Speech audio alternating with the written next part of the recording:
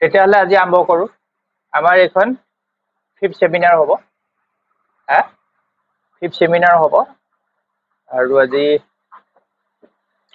12 অক্টোবৰ হ'ল। তাৰপিছত আৰু এখন লাষ্টত আছে, নহয় জানো? ডিচেম্বৰ 24 তাৰিখে নেকি আছে? আৰু সেই হিচাপত আজি প্ৰগ্ৰেমখিনি আৰম্ভ কৰি দিম আমি। আৰু লাহে লাহে এইখিনিতে আগতে এটা কথা কওঁ, যিটো আমাৰ অনলাইনৰ যিটো ডিছকাশ্যন হৈছিলে, ৰাইজে কোনোবাই বেয়া পাইছে নি? যদি বেয়া পাইছে বন্ধ কৰি দিওঁ, আৰু যদি হয় তেতিয়াহ'লে চলাই যাওঁ। তাত ব্যক্তিৰ কুৱেশ্যন প্ৰশ্নবিলাক বা বিশেষ টপিক হ'লে ইণ্টাৰেষ্ট হ'ব আৰু নলেজ হ'ব, নহয় নেকি? নহ'লে তেতিয়া সেইটো সুবিধা হ'ব। তাৰপিছত আজি আমাৰ খানাটো সন্তোষ দাসে বনালে।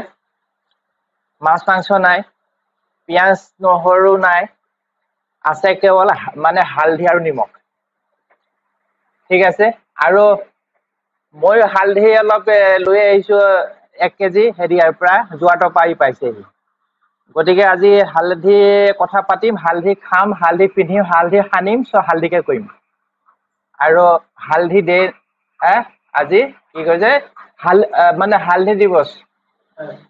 আৰু মানে টাৰ্মেৰিক ডে আজি মই ডিক্লেয়াৰ কৰিছোঁ।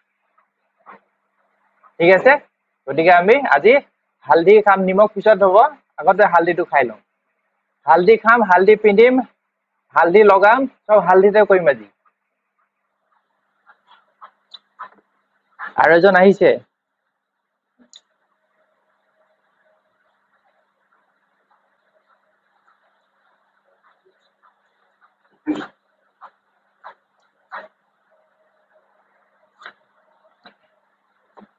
তেতিয়াহ'লে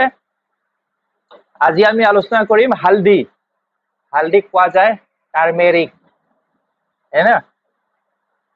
এই হালধীয়া ৰঙৰ,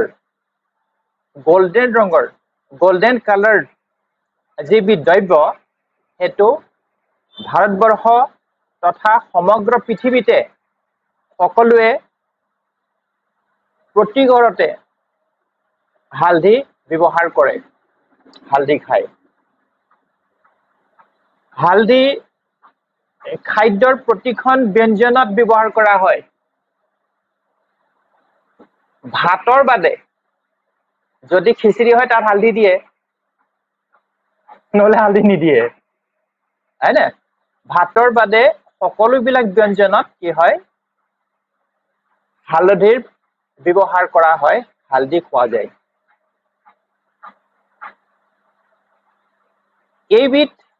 এবিধ মানে মছলা হিচাপে, স্পাইচ হিচাপে জনা যায়। মছলাটো কি হয়, অলপ অলপ খায় না, বেছিকে নাখায় না?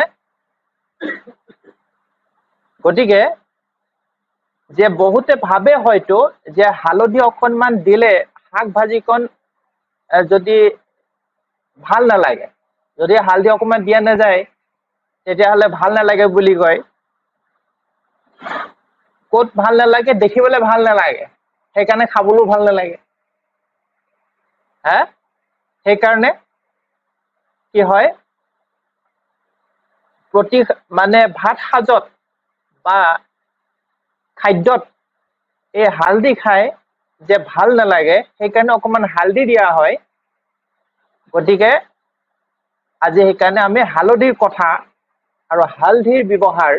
আলোচনা কৰিম। আৰু হালধিৰ যিটো কাৰ্য ইমানতেই সীমাবদ্ধ নহয়। যে ভাল নালাগে, শাক চব্জিত নিদিলে ভাতকেইটা দেখিবলৈ, এতিয়া চকুকেইটা বন্ধ কৰি খাব,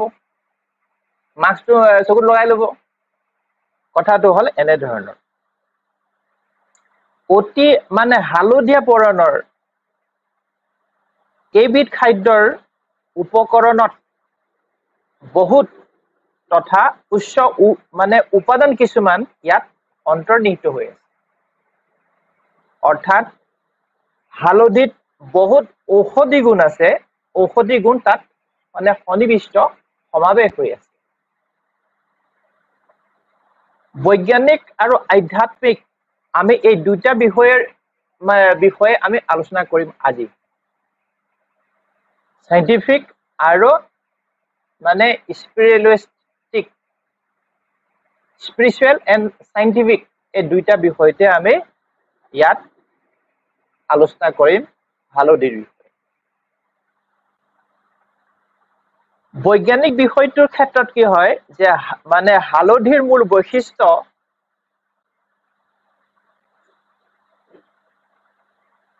মানে মূল জাতীয় এবিধ বস্তু মূল মানে কি হৈছে হালধি ক'ত লাগে মাটিৰ তলত লাগে না সেইকাৰণে মূল বৈশিষ্ট্য থকা ৰুট হালধিটো ওপৰত নালাগে তলতে লাগে গতিকে এইটো মূল বৈশিষ্ট্যৰ এটা ৰুট মানে উপাদান ইয়াত যেটো মেডিচাইনেল যেটো প্ৰপাৰ্টিজ থাকে আৰু সেই কাৰণে আমাৰ সুস্বাস্থ্য ধৰি ৰখাৰ ক্ষেত্ৰত ই কাম কৰে সেই কাৰণে পৃথিৱীৰ প্ৰতিখন দেশত আৰু পৃথিৱীৰ প্ৰতিটো জীৱৰ কাৰণে এই দ্ৰব্যবিধৰ আৱশ্যক আৰু এটা আৱশ্যকীয় উপকৰণ বা উপাদান ই আমি জানো সাইন্সে কৈছে যে ই মূলতঃ পেট মানে অৰ্থাৎ লিভাৰ হেনা ঠিক কৰি মানে ৰখাৰ লগতে ডায়াবেটিস আৰু আৰ্থৰাইটিস তাৰ মানে বাত বিষ ডায়াবেটিস হেনা আৰু লিভাৰ যকৃত তো সক্ষম আৰু সুৰক্ষা কৰি ৰাখিবৰ কাৰণে ইয়াক মহৌষধ পোৱা যায় এইবিধ গোল্ডেন স্পাইচৰ এন্টি ইনফ্লেমেটৰী গুণ আছে এন্টি ইনফ্লেমেটৰী আৰু ইয়াত কুৰকুমিন নামৰ এবিধ উপাদান আছে সেই কাৰণে এই যিবিলাক কেন্সাৰ ৰোগী আছে না আৰ্থৰাইটিস আছে বাউল ডিসঅৰ্ডাৰস আছে গেষ্ট্ৰিক ৰোগী আছে তাৰ কাৰণে হালধি বহুত দৰকাৰী কিমান শুনিছে আজিলৈকে এই কথা আৰু শুনিব সেইকাৰণে আজি হালধিত আৰম্ভ কৰিছো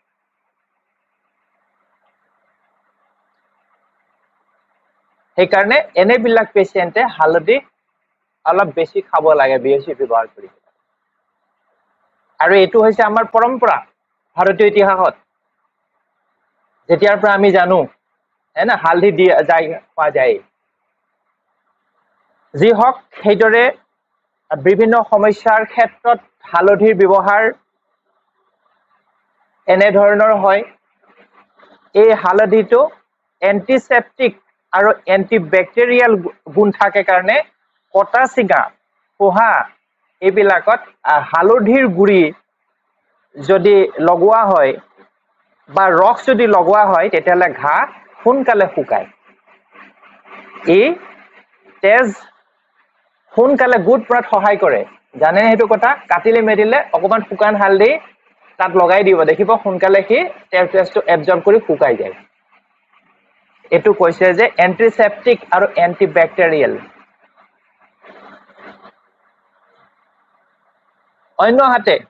অন্য এটা হালধি আৰু ফুলকবি যদি একেলগে আৰু যদি বেছিকৈ খোৱা যায় তেতিয়ালে কেন্সাৰ ৰোগৰ প্ৰতিৰোধক কাম কৰে আৰু স্ত্ৰীসকলৰ যেটো আছে আজিকালি প্ৰায় দেখা যায় স্তন কেন্সাৰ ব্ৰেষ্ট কেন্সাৰ বিষয়ে পোৱা যায় এটো ই বঢ়িয়া কাম কৰে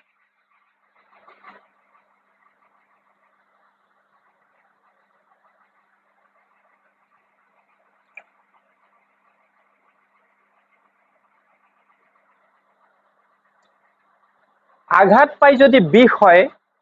বা যদি বাত বিষ টাইপৰ হয় মানে ৰিউমেটিক পেইন যেটো আৰ্থৰাইটিস কোৱা যায় কেঁচা হালধি ৰসটো বহুত উপকাৰী আৰু তেনে পেশেন্টে ব্যক্তিয়ে কেঁচা হালধিটো ৰস খাব লাগে আৰু কেঁচা হালধিটো থেতেলিয়াই তাক বান্ধি ৰাখিব লাগে যত বিষ হয় জইন্টত হা মানুহৰ শৰীৰত যিটো ফেট চৰ্বি যিটো হয় সেইটো হ্ৰাস কৰাৰ ক্ষেত্ৰত হালধিৰ বিশেষ কাম আছে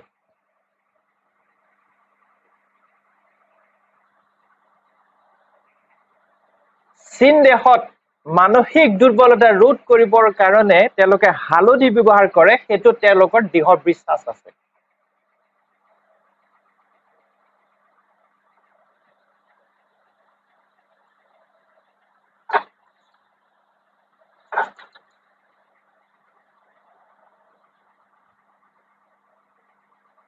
শৰীৰত যিটো টেমুনা বান্ধে তাৰমানে টিউমাৰ টেমুনা যিটো বান্ধে সেইটো হালধি খোৱাৰ বাবে সেইটো টেমুনা নহয় মানে টিউমাৰ জাতীয় সমস্যা সৃষ্টি নহয় এই হালধিৰ কাৰণে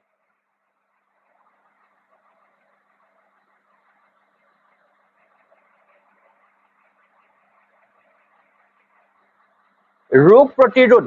যাক কোৱা যায় ইমিউনিটি ৰক্ষা কৰিবৰ কাৰণে হালধিৰ ৰস খোৱা যায় সেইকাৰণে কৰোনাৰ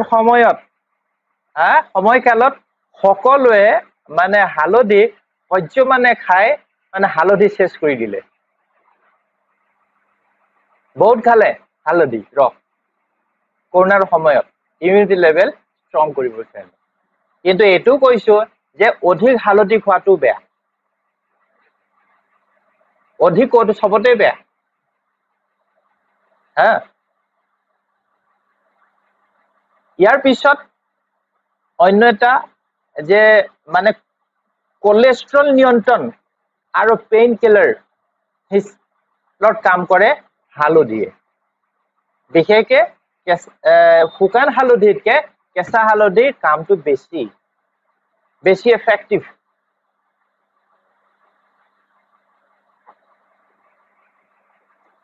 এৰি তেলৰ লগত যদি হালধিৰ ৰস দি পেলাই নাৰীয়ে মানে স্ত্ৰীয়ে মাইকী মানুহে যদি স্তন মালিচ কৰে তেতিয়াহ'লে আকৰ্ষণীয় আৰু সবল হয় মানে হেংগিং ব্ৰেষ্ট নহয় আৰু যদি বাহুৰ তলৰ অংশত মালিচ কৰে তেতিয়াহ'লে স্তনত যিটো চৰ্বি জমা নহয় যাৰ ফলস্বৰূপে স্তনৰ যিটো ৰূপ আকৃতি স্বাভাৱিক অৱস্থাত থাকে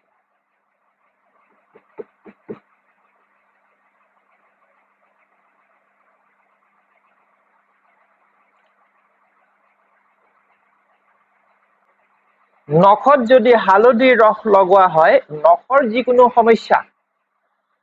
নখচুকীয়া হওক নখ মৰি যোৱা হওক নখত বিষ হোৱা হওক নখত খজুৱতি হোৱা হওক যি হয় সকলোবিলাক ই নাইকিয়া কৰে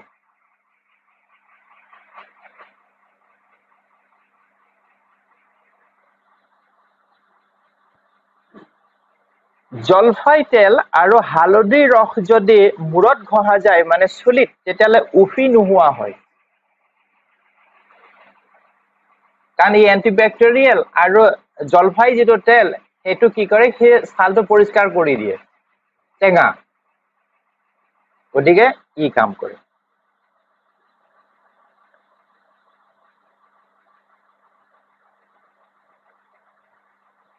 জণ্ডিস ৰোগীয়ে হালধিৰ ৰস এচামুচ গুৰিও খাব পাৰে সেইটো গৰম পানী যদি গাখীৰত গুলি খায় তেতিয়াহ'লে জণ্ডিস ৰোগৰ আৰোগ্যৰ উপশম ঘটে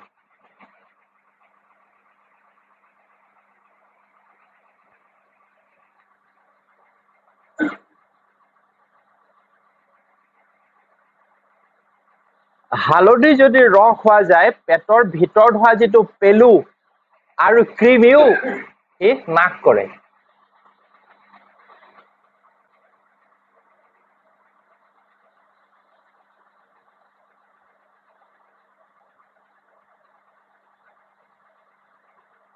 হালধি গাখীৰ আৰু বেচন একেলগে যদি মিক্স কৰি মলম কৰি পেষ্ট কৰি পেলাই যদি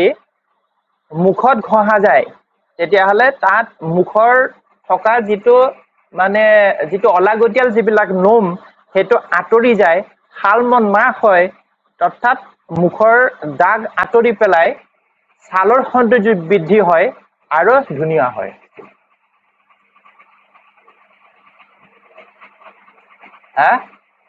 হালধি, গাখীৰ আৰু বেচন পেষ্ট কৰি মুখত ঘঁহিব লাগে, চেহেৰা ধুনীয়া হ'ব। এনেধৰণে বহুত ৰোগৰ প্ৰতিৰোধক হিচাপে হালধি ব্যৱহাৰ হয় বা কাম আছে। গতিকে আমি ইয়াৰ হালধিৰ গুণাগুণ কৈ শেষ নহয়। গতিকে আমি নিয়মিত হালধি যিটো খোৱাটো আমাৰ কাম। তাৰ নিজৰ কাম নিজে কৰিব, আমাৰ কাম আমি কৰিব লাগিব। কিন্তু এইটো এটা হালধিটো বহুত গুণ থাকিলেও কিন্তু ই আকৌ তিতা। গতিকে সকলোবিলাক যিটো তিতা মুখত সেইটো আকৌ আমাৰ শৰীৰৰ কাৰণে মিঠা। গতিকে আমাৰ প্ৰতিটো জীৱৰ কাৰণে, মানুহ, গৰু, ছাগলী, পশু পক্ষী সকলৰ কাৰণে হালধি উপকাৰী। এতিয়া হালধিৰ ব্যৱহাৰ কেনেকে কৰা যাব সেই বিষয়টো জানিব লাগিব। আমি দাইল, শাক,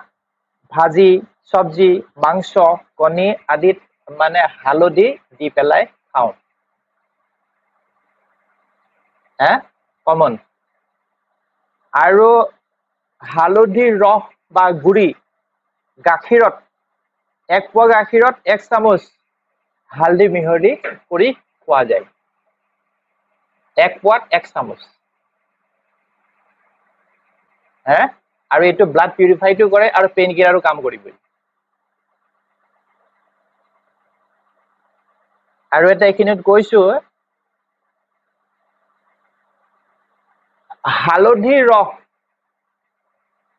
আমাৰ দেশী গৰুৰ মুত আৰু মানে পনৌনোৱা, এই তিনিটা যদি একেলগে খোৱা যায়, কেঞ্চাৰ ৰোগৰ আয়ুৰ্বেদিক বেষ্ট ৰেমেডি। কোনো কেঞ্চাৰ ৰোগৰ কোনো দৰৱ এতিয়ালৈকে পৃথিৱীত আৱিষ্কাৰ হোৱা নাই।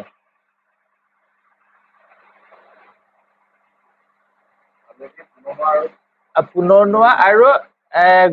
দেশী গৰুৰ যিটো মুত, মানে এইটো আমাৰ লোকেল গৰু হ'ব লাগিব আৰু ঘাঁহ খোৱা গৰু হ'ব লাগিব, জাবৰ জোথৰ খোৱাৰ গৰু নহ'লে নহ'ব। ইয়াৰ যিটো মুত একাপ যদি খোৱা যায়, সবতছে বেষ্ট ৰেমেডি। যদি কোনোবা, মই কৈ দিছো, কোনোবা যদি কেঞ্চাৰ পেচেণ্ট আছে, কেমো দিলে সি মৰিব পাক্কা। যি কেমো দিয়া নাই, তাক যদি এইটো আৰম্ভ কৰোৱা যায়, তেতিয়াহ'লে কেঞ্চাৰ ট্ৰিটমেণ্ট হৈ যাব উইথ এষ্ট্ৰলজিকেল জেমষ্টন ৰেমেডিজ। তেনেকুৱা পেচেণ্ট মই ঠিক কৰিছো বহুত। কেমো দিলে হাত উঠাই দিম আৰু বাই বাই, চালাম, নমস্তে। গতিকে এইটো বঢ়িয়া দৰৱ। আৰু মাষ্টাৰ ডিগ্ৰীত কেঞ্চাৰ ডিজিজৰ বিষয়ে আলোচনা কৰিম। What is cancer? Which planet is responsible for cancer and which remedies is better for cancer?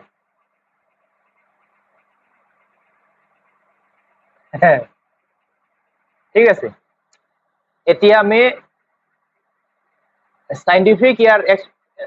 Utilities, ইউজেছটো জানিলো, কেনেকে খাব লাগে, হাউ টু টেক ইট সেইটো জানিলো। এতিয়া আমি ইয়াৰ যেটো আধ্যাত্মিক বিষয়, যেটো মাইথোলজিক্যাল যেটো কনসাৰ্ন, মাইস্টিক্যাল যেটো কনসাৰ্ন, সেই বিষয়ে আমি আলোচনা কৰিম, যেটো আমাৰ কাৰণে দৰকাৰী।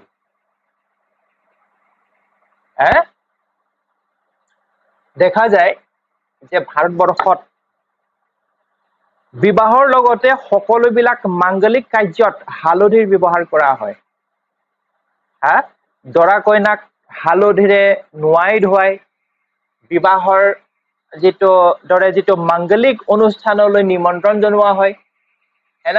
আগতে ধুৱাই ল'ব লাগিব হালধি দি, তাৰ পিছতহে তাত বহাবগে লাগিব আচল কামটো কৰিবৰ কাৰণে। আৰু অন্যহাতে বৈদিকভাৱে কৰা সকলোবিলাক পূজাত হালধিৰ টুকুৰাৰ ব্যৱহাৰ হয়। গতিকে হালধিৰ তেতিয়াহ'লে কিবা কাম আছে হিন্দুসকলৰ ধৰ্মীয় স্থানত বা ধৰ্মীয় ক্ষেত্ৰত ব্যৱহাৰ কৰা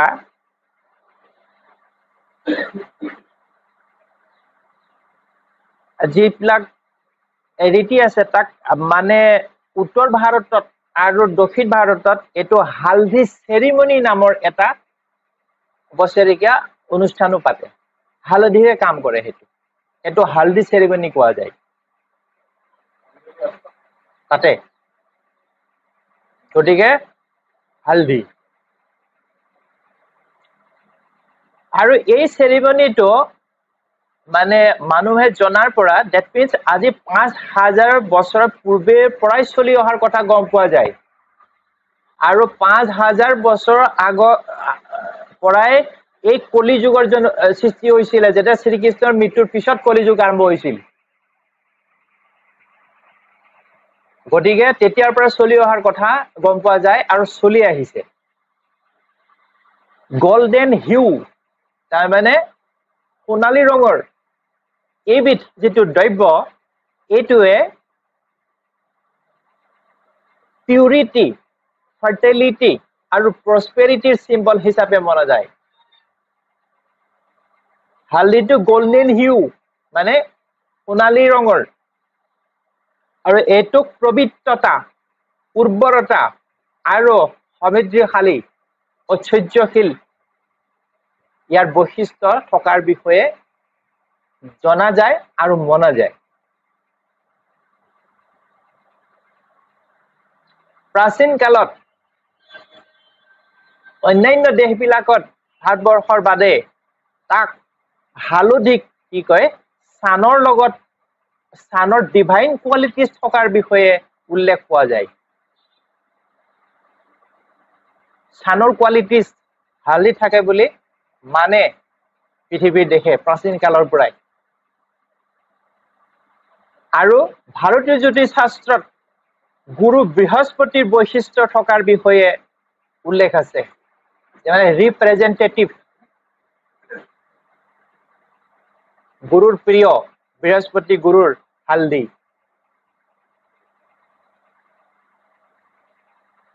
সেইদৰে ভগৱান বিষ্ণুৱে ধাৰণ কৰা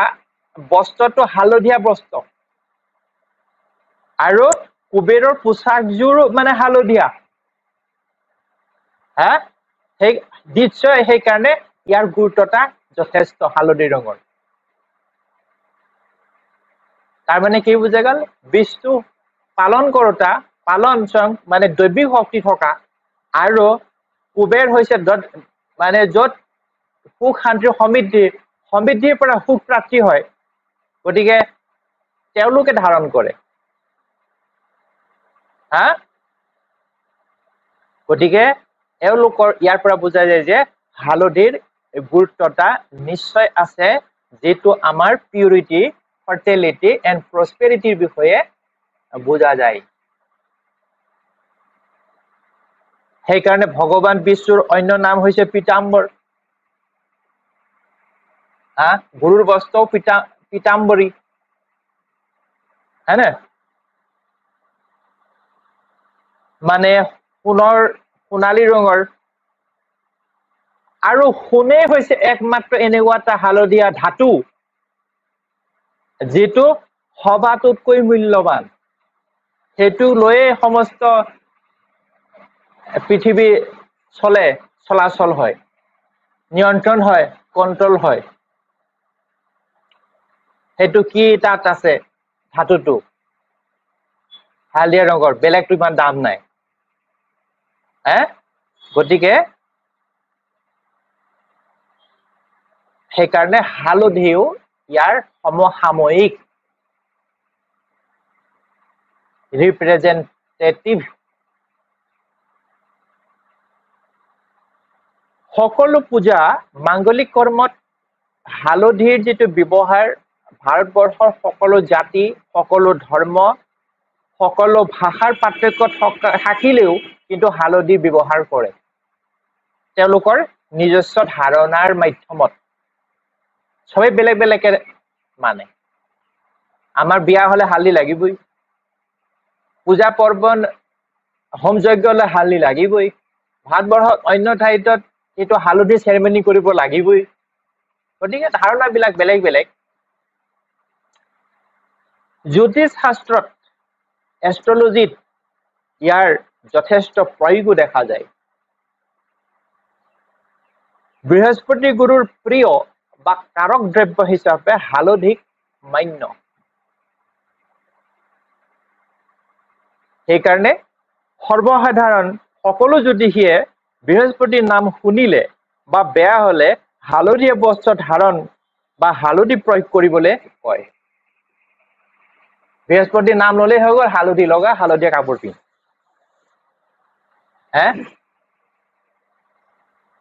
এনেদৰে আমাৰ পদ্ধতিটো যেটো আছে সিস্টেমছ অফ এষ্ট্ৰলজিটো হালধি ৰঙৰ ব্যৱহাৰ বা হালধিৰ প্ৰয়োগ আমি বিভিন্ন কাৰণত আৰু বিভিন্ন লক্ষ্য পৰিপূৰণ কৰাৰ কাৰণে ব্যৱস্থা কৰা হৈছে ব্যৱস্থা দিয়া হৈছে হেতু এষ্ট্ৰলজিক্যাল ক্যালকুলেশনত বৃহস্পতিৰ প্লেসমেন্টৰ ওপৰত ভিত্তি কৰি তাক সেই হিচাপত কাম কৰোৱা যায়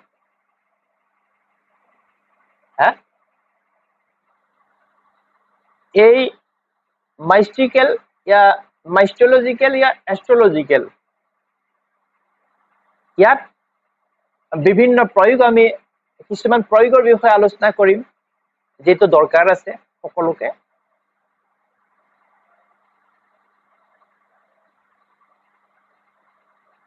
বৃহস্পতিৰ কাৰণে বৃহস্পতিবাৰে যদি হালধি বস্ত্ৰ ধাৰণ কৰা যায় সৰ্বসাধাৰণভাৱে তেতিয়া হলে বৃহস্পতি গুৰুৰ আশীৰ্বাদ বা কৃপাত সৌভাগ্য ধন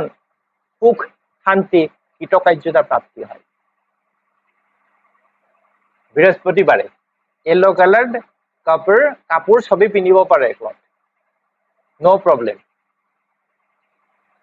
for divine grace of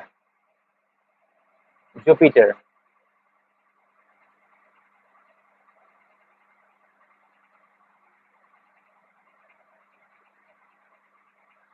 বৃহস্পতি দশা या অন্তৰ্দশাত বা প্ৰত্যন্ত দশাত দশ ভক্তি অন্তৰ দশ পিৰিয়ড মানে মেজৰ পিৰিয়ড সাব পিৰিয়ড या সাব পিৰিয়ডত যদি জুপিটাৰ 6 8 আৰু 12 হাউস সিগনিফিকেটৰ হিচাপে কাম কৰে তেতিয়া হলে হালধীয়া বস্ত্ৰ হালধি আৰু বুট দাইল তেতিয়া ধৰ্মৰ লগত সম্পৰ্কিত থকা যিকোনো ব্যক্তি ব্ৰাহ্মণ গণক পূজাৰী পুৰোহিত তেওঁলোকক দান কৰিলে বৃহস্পতিৰ যেটো এফ্লিকশন হেতুৰ পৰা ৰক্ষা পাব পৰা যায়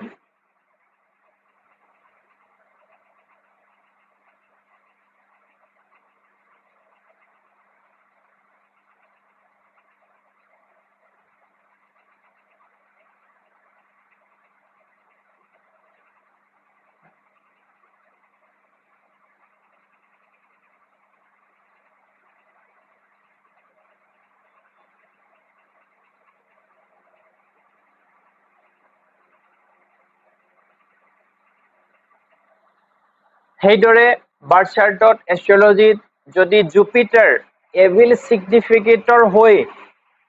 কোনো মানে হাউস বা ঘৰ বা লৰ্ডৰ ওপৰত যদি এভিল এসপেক্ট কৰে তেতিয়া জুপিটাৰক ডিসপ্লেসমেন্ট থিওৰিৰ মাধ্যমত শৰীৰৰ সেই অংগটোত বা সেইটো পাৰ্টত বা সেইটো ঘৰত হাউসত কি হয় বা বাস্তুত জনত তেতিয়া হালধীয়া কাপোৰে বান্ধি পেলাই স্থাপন কৰা যায় বা লগোৱা যায় সনা যায় ঘঁহা যায় জুপিটাৰ যদি বাৰ্থ চাৰ্টত এভিল সিগনিফিকেটৰ হিচাপত যদি কৰবাত কোনো প্লেনেট বা হাউসৰ ওপৰত যদি এভিল এসপেক্ট কৰে তেতিয়া হলে প্লেনেটস ডিসপ্লেসমেন্ট থিওৰিৰ মতে শৰীৰৰ সেইটো বডিৰ সেইটো পাৰ্টত সেইটো অংগত সেইটো বস্তুৰ সেইটো স্থানত হালধীয়া কাপোৰৰ বান্ধি তাক বস্তু ৰাখিব লাগে ঠিক সেইদৰে সেইটো পাৰ্টত হালধি কালাৰটো ঘঁহিব লাগে তেতিয়া এফ্লিকশন ৰোধ হ'ব বেনিফিকেল ৰিজাল্ট পাবলৈ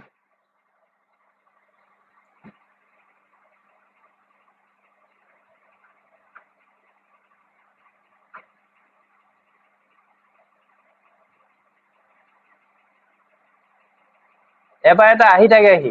বোলে পইচা পাতি বৰ দিগদাৰ চাইছো মই জুপিটাৰ দশা চলি আছে এবিল কি আছে দেখিলো তাৰ সেকেন্ড হাউছৰ ওপৰত জুপিটাৰ এবিল এসপেক্ট আছে সেইকাৰণে পইচা নাহে তাৰ পইচা নাথাকে তাৰপিছত তাক ডিসপ্লেসমেন্ট কৰাই দিল কৰাই পেলাই এতিয়া কি হয় তাৰ যেটো পাৰ্ট পৰে হেতু ডিসপ্লেসমেন্ট আগত শিফট কৰাবলৈ হলে তাৰ প্ৰাইভেট পাৰ্টৰ ওপৰত পৰে তাত হালধি ঘঁহাই দিলো পইচা আহিবলৈ গ'ল পইচাটো বোলে পইচা আহি যায় কিন্তু হালধি নাথাকিলে জুপি যায় work it কাম কৰে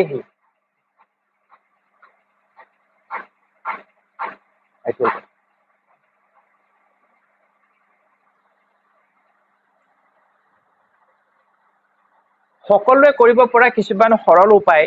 মই দিছো সবেই কৰিব পাৰে হালধীয়া টুকুৰা যদি হালধীয়া কাপোৰ এখনত মেৰিয়াই পেলাই হালধীয়া সূতাৰে যদি তাক বান্ধি কেছ বক্সত বা ধন স্থানত যদি ৰখা হয় তেতিয়া হলে ধনৰ আগমন হয় এটুকুৰা হালধীয়া কাপোৰ এখনত বান্ধি হালধীয়া সূতাৰে তাক মানে ৰাফ উইথ ইয়েলো থ্ৰিড বা হেতু যদি কেছ বক্সত ৰখা যায় ধন স্থানত ৰখা যায় মনি বেগত পাৰ্চত ৰখা যায় ভেন্টি বেগত ৰখা যায় তেতিয়া ধনৰ আগমন হয় এটো ব্যৱসায় স্থানৰ কেছ বক্সটো ৰাখিব পাৰে যত পইচা ৰাখে drawer where cash liquid kept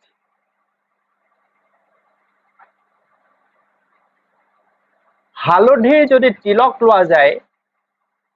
বৃহস্পতিবাৰে গাই গৰুক যদি হালধি সহ ৰুটি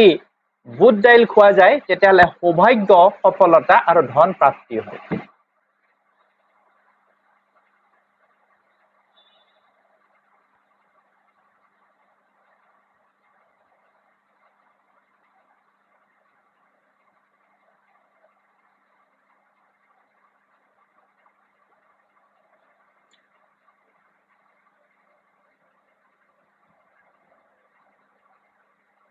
ইয়াত আহিলে মই দিয়ে পঠিয়াম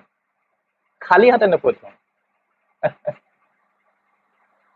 হালধিৰ তিলক আৰু স্বাস্তিক মাৰ্ক যদি ঘৰৰ দুৱাৰৰ যদি চৌকাঠত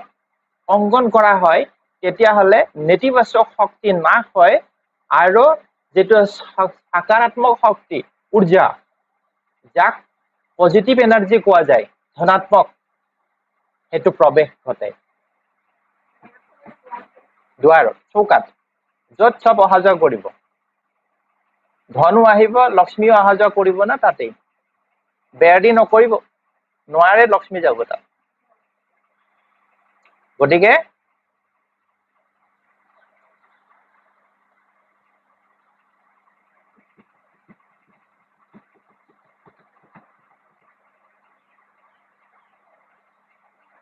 ব্যৱসায় প্ৰতিষ্ঠানত হালধীয়া কাপোৰৰ ব্যৱহাৰ আৰু হালধীয়া ৰঙৰ ব্যৱহাৰে ব্যৱসায় বৃদ্ধি অৰ্থাৎ ধন লক্ষ্মী আগমনৰ পথ সুগম কৰে ব্যৱসায় স্থানত হালধীয়া কাপোৰৰ ব্যৱহাৰ আৰু হালধীয়া ৰং যদি মানে ব্যৱহাৰ কৰা যায় মানে পিংক হালধীয়া লাইট আৰু তাত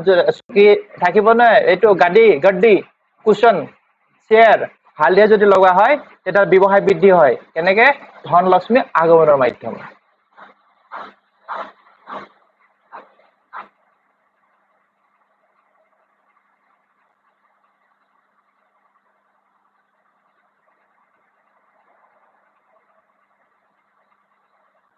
দক্ষিণ পশ্চিম